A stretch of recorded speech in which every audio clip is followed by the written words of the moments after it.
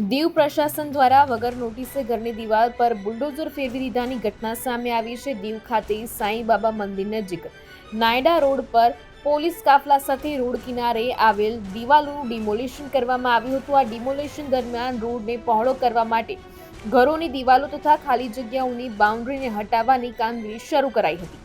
આ મામલે સ્થાનિકોએ આરોપ લગાવ્યો છે કે અમને કોઈ પણ પ્રકારની નોટિસ આપ્યા વગર બુલડોઝર ફેરવવામાં આવી રહ્યું છે। ઘર માલિક દીવની બહાર હતા અને વગર નોટિસે ઘરની દિવાલ તોડી પડાતા મામલો વિચક્યો હતો। ઘર માલિકે આરોપ લગાવતા જણાવ્યું હતું કે ડિમોલિશન પહેલા અમને જાણ નથી કરાઈ, અમારી ગેરહાજરીમાં અમને જાણ કર્યા વગર ડિમોલિશન કરી દેવામાં આવ્યું છે। જો કે આ મામલો અંતે થાળે પડ્યો હતો। ડિમોલિશનની પ્રક્રિયા સમયે એડીએમ વિવેક કુમાર, મામલતદાર ધર્મેશ દમણિયા અને પોલીસ ટીમ ઉપસ્થિત રહી હતી।